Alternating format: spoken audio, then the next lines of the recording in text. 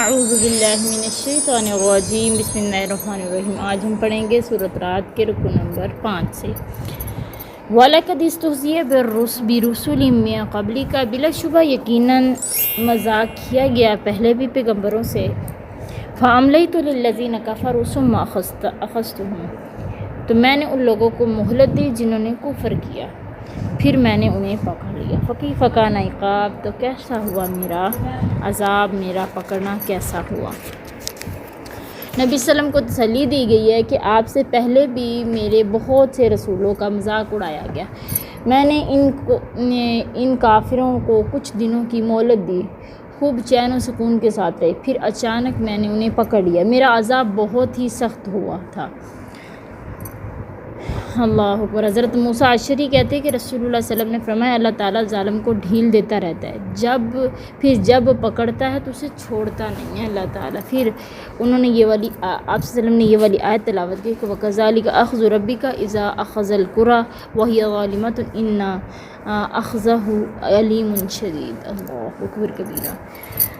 تو حضرت عبداللہ بن عباس کہتے ہیں کہ رسول اللہ قرآن کریم کی یہ آیت پڑھی، اِنَّا كَفَيْنَاكَ الْمُسْتَهْزِئِينَ، تو بے شک ہم تجھے مذاق اڑانے والوں کے مقابلے میں کافی ہیں۔ پھر نبی صلی اللہ علیہ وسلم کا مذاق اڑانے والے یہ لوگ تھے: ولید بن مغیرہ، اسود بن عبد یغوث زہری اور زما، اسود بن مطلب، حارث بن ایتل سہمی، عاص بن وائل۔ حضرت جبرائیل رسول اللہ علیہ وسلم کے پاس آئے اور اللہ کے نبی صلی اللہ علیہ وسلم نے مذاق اڑانے والوں کی شکایت حضرت جبرائیل سے کی۔ جبرائیل نے اللہ کے رسول کے سامنے ولید کو کر دیا اور اس کی بغل میں ایک رگ کی طرف اشارہ کیا کہ اللہ کے رسول نے جبرائیل سے پوچھا، آپ نے ولید کے ساتھ کیا کیا؟ جبرائیل نے کہا، میں نے اسے سزا دی ہے۔ اس کے بعد جبرائیل نے اسود کو اللہ کے نبی کے سامنے کر دیا اور اس کی آنکھ کی طرف اشارہ کیا۔ اللہ کے رسول صلی اللہ علیہ وسلم نے اس کے بارے میں بھی جبرائیل سے پوچھا، آپ نے اس اسود کا کیا، آپ نے فرمایا اس اسود کا کیا کیا؟ جبرائیل نے کہا، میں نے اس سے انتقام لیا۔ پھر جبرائیل نے ابو زما کو پکڑا۔ اللہ کے نبی نے اس کے بارے میں پوچھا کہ اس کا کیا بندوبست کی؟ جبرائیل نے کہا، میں نے اس سے بھی بدلہ لے لیا۔ اس کے بعد جبرائیل نے حارث کو اللہ کے رسول کے سامنے کیا اور اس کے سر یا پیٹ کی طرف اشارہ کیا، کہا کہ میں نے اس سے یہاں پہ نشانہ لگا کے انتقام لیا۔ پھر اسی طرح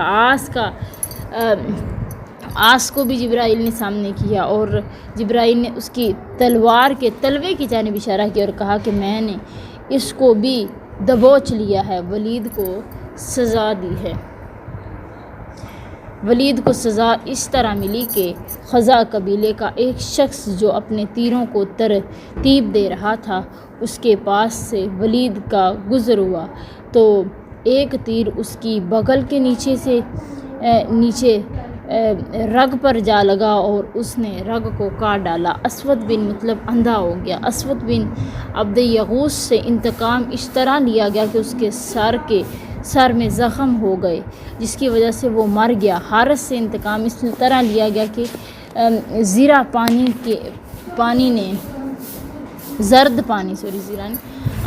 پانی نے حارث کو گھیر لیا اور اس کے پیٹ میں داخل ہو گیا اور صورتحال یہ ہوئی کہ اس کا پاخانہ اس کے منہ سے نکلنے لگا، پھر اس بیماری میں ہی وہ مر گیا۔ آس کو سزا اس طرح ملی کہ اس کے سر میں اس طرح پھوڑا نکلا کہ جس طرح کا ایک کانٹا دار پودا حجاز میں ریگستان میں اگتا ہے نا، وہ پھوڑا اس کے سر میں پھیل گیا، یعنی جس طرح وہ پودا پھیلا وہ ہوتا نا، اس طرح وہ پھوڑا اس کے پورے سر میں پھیل گیا اور اس سے وہ مر گیا۔ آس کے بارے میں ایک روایت میں ہے کہ وہ گدھے پر سوار ہو کر طواف کی طرف نکلا تو گدھا کودا تو اس نے اس کو کانٹوں پر گرا دیا، کانٹا اس کے پاؤں کے تلوے میں پیوست ہو گیا، وہ اس طرح مر گیا۔ تو اس طرح یہ جنہوں نے بھی نبی صلی اللہ علیہ وسلم کی گستاخیاں کی، اللہ تعالیٰ نے کہا اِنَّا كَفَيْنَاكَ الْمُسْتَهْزِئِينَ، ہم آپ کے لیے کافی ہو جائیں گے جو بھی آپ کا مذاق اڑائے گا۔ آگے اللہ کہہ رہے ہیں أَفَمَنْ هُوَ قَائِمٌ عَلَىٰ كُلِّ نَفْسٍ بِمَا كَسَبَتْ، کیا وہ شخص جو ہر جان پر اس کا نگران ہے جو اس نے کمایا، وجعلوا للہ شرکاء، کوئی ایک دوسرے کے برابر نہیں ہو سکتا، انہوں نے اللہ تعالیٰ کے ساتھ کچھ شریک بنا لیے ہیں۔ قل سموہم، کہہ دیجئے کہ ان کے نام لو، ام تنبؤونہ بما لم یعلموا فی الارض، کیا تم اسے اس چیز کی خبر دیتے ہو کہ جسے وہ زمین میں نہیں جانتا؟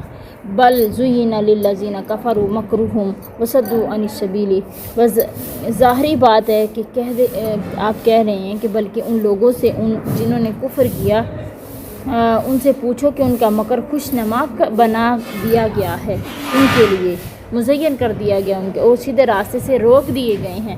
وَمَن يُضْلِلِ اللَّهُ فَمَا لَهُ مِنْ هَادٍ، جسے اللہ گمراہ کرتے اسے کوئی ہدایت دینے والا نہیں ہوتا۔ یہ اس استفہام سے مقصد کافروں کی زجر و توبیخ ہے۔ کیا وہ معبود برحق جو ہر ایک کی نگرانی کر رہا ہے، جس سے ان کا کوئی عمل مخفی نہیں ہے، جس سے ان بتوں کی مانند ہیں جن کی وہ عبادت کرتے ہیں، جو نہ سنتے ہیں، نہ دیکھتے ہیں، نہ سمجھتے ہیں، نہ کسی نفع نقصان کی قدرت رکھتے ہیں۔ گزشتہ مضمون ہی کی مزید تائید کے طور پر کہا جا رہا ہے کہ ذرا تم اپنے ان معبودوں کی صفات تو بیان کرو اور غور تو کرو صحیح کہ وہ تمہاری عبادت کے مستحق بھی ہیں یا نہیں، کیا وہ اس کے اہل ہیں کہ انہیں اللہ کا شریک بنایا جائے۔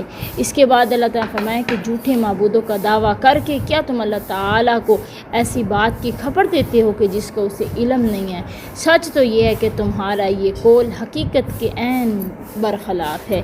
آگے اللہ کہہ رہے لہم عذاب فی الحیات الدنیا والعذاب الآخرۃ اشق، ان کے لیے ایک عذاب دنیا کی زندگی میں ہے، یقیناً آخرت کا عذاب زیادہ سخت ہے۔ وما لہم من اللہ من واق، انہیں اللہ تعالیٰ سے کوئی بھی نہیں بچانے والا۔ جن کافروں کا حال پیچھے بیان کیا گیا نا، انہی کا انجام بتایا جا رہا ہے کہ انہیں دنیا میں مسلمانوں کے ہاتھوں عذاب دیا جائے گا اور آخرت کا عذاب تو بڑا ہی دردناک ہوگا۔ اللہ اکبر کبیرہ۔ والعذاب الآخرۃ اشق، یعنی دنیا کی ذلت اور رسوائی کے ساتھ ساتھ آخرت میں بھی ان کے لیے جو عذاب تیار کیا گیا ہے وہ بہت ہی سخت ہے۔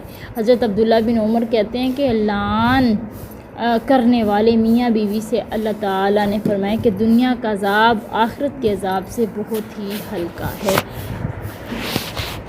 نبی صلی اللہ علیہ وسلم کا یہ فرمان بالکل سچا ہے، کیونکہ دنیا کا عذاب تو ختم ہو جاتا ہے جبکہ آخرت کا عذاب دائمی ابدی ہے، اور یہ عذاب ایسی آگ کی صورت میں ہوگا جو دنیا کی آگ سے 69% جو ہے نا 69% جو ہے نا وہ زیادہ گرم ہوگی، 29 زیادہ سخت ہوگی۔ جیسا کہ حضرت ابو ہریرہ بیان کرتے ہیں کہ رسول اللہ صلی اللہ علیہ وسلم نے فرمایا کہ تمہاری یہ آگ جسے انسان جلاتے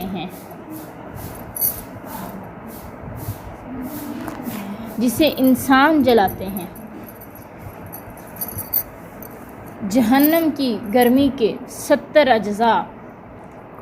اجزاء میں سے ایک ہے۔ بلا شبہ جہنم کی آگ دنیا کی آگ سے 69 حصے بڑھ کر ہے اور تمام کی حرارت اس کی مثل ہے۔ اللہ اکبر کبیرہ۔ آگے اللہ کہہ رہے مثل التی وعد المتقون، مثال اس کی کہ جس کا متقین سے وعدہ کیا گیا ہے کہ تجری من تحتها الانہار، کہ جس کے نیچے چلتی ہیں، مثال اس جنت کی جو متقین سے وعدہ کیا گیا ہے، اور جس کے نیچے نہریں چلتی ہیں، اکلھا دائم وظلھا، اس کا کھانا بھی ہمیشہ ہے اور اس کا سایہ بھی ہمیشہ ہے۔ تلک عقبی الذین اتقوا، یہ انجام ہے ان لوگوں کا جنہوں نے تقوی اختیار کیا، وعقبی الکافرین النار، اور کافروں کا انجام جو ہے وہ دوزخ ہے۔ کافروں کا انجام بتانے کے بعد اب مومنوں کے بارے میں کہا جا رہا ہے کہ اللہ تعالیٰ انہیں جنت دے گا جن کے نیچے نہریں جاری ہوں گی، اور اس میں کھانے پینے کی بے شمار نعمتیں، درختوں کے دائمی سائے بھی ہوں گے۔ حضرت جابر بن عبداللہ کہتے ہیں کہ رسول صلی اللہ علیہ وسلم نے فرمایا جنتی جنت میں خوب کھائیں پئیں گے، لیکن وہ نہ تھوکیں گے، نہ پیشاب کریں گے، نہ پخانا، نہ ناک جھاڑیں گے۔ لوگوں نے عرض کی پھر کھانا کہاں جائے گا؟ آپ نے فرمایا انہیں ڈکار اور پسینہ آئے گا اور اس میں بھی مشک کی خوشبو ہوگی، بس اسی سے ان کا کھانا وغیرہ ہضم ہو جائے گا۔ جنت میں ان کی زبانوں پر تسبیح اور تمہید اس طرح جاری ہوگی جس طرح سانس چلتا ہے۔ اللہ اکبر۔ حضرت زید بن ارقم بیان کرتے ہیں کہ اہل کتاب میں ایک شخص آیا، اس نے عرض کی کہ اے ابو قاسم جناب محمد صلی اللہ علیہ وسلم، آپ کا کیا خیال ہے کہ اہل جنت کھائیں پئیں گے؟ آپ نے فرمایا ہاں، اس ذات کی قسم جس کے ہاتھ میں میری جان ہے، جنت کے ایک آدمی کو کھانے پینے، جمام اور شہوت کے اعتبار سے 100 آدمیوں کی طاقت دی جائے گی۔ اس نے کہا جو کھاتا پیتا ہے اسے حاجت بھی پیش آتی ہے، حالانکہ جنت میں تو کوئی تکلیف دہ بات نہیں ہوگی۔ آپ نے فرمایا اس کی حاجت ایک پسینے سے پوری ہو جائے گی جو ان کی جلدوں سے بہے گا اور اس کی خوشبو کستوری جیسی ہوگی، چنانچہ اس سے پیٹ ہلکا ہو جائے گا۔ وَظِلُّهَا، یعنی اس طرح ان کے سائے بھی کبھی ختم نہ ہوں گے، نہ سکڑیں گے نہ ختم ہوں گے، جنت کے سائے بھی ہمیشہ رہنے والے ہوں گے۔ حضرت سہل بن سعد کہتے ہیں کہ رسول اللہ صلی اللہ علیہ وسلم نے فرمایا بے شک جنت میں ایک درخت ہے، اس کے سائے میں 100 سال تک ایک گھوڑا دوڑتا رہے نہ تو اس کا سایہ ختم نہیں ہوگا۔ آگے اللہ کہہ رہے والذین آتیناہم الکتاب یفرحون بما انزل الیک، جو لوگ کتاب دیے گئے وہ خوش ہوتے ہیں کہ نازل کیا گیا آپ کی طرف، ومن الاحزاب، اور جو اتاری گئی جو تیری طرف اتارا گیا اور جو کچھ دوسرے گروہوں کی طرف، تو من ینکر بعضہ، اور بعض کا انکار کرتے، قل انما امرت ان اعبد اللہ ولا اشرک بہ، کہہ دیجئے کہ مجھے تو یہی حکم دیا گیا کہ میں اللہ کی عبادت کروں، اس کے ساتھ شرک نہ کروں، الیہ ادعو، اسی کی طرف دعوت دیتا ہوں، و الیہ مآب، اور اسی کی طرف میرا واپس لوٹ کر جانا ہے۔ جن باتوں سے وہ انکار کرتے ہیں وہ وہی باتیں ہیں جن میں انہوں نے تحریف کر ڈالی۔ کتاب کے کچھ احکام چھپا لیتے ہیں اور کچھ باتیں خود ہی لکھ کر اللہ تعالیٰ کی طرف منسوب کر دیتے ہیں۔ قرآن نے ایسی تمام باتوں سے پردہ اٹھا دیا ہے اور وہ جو حقیقت تھی اسے سب کے سامنے بتا دیا ہے۔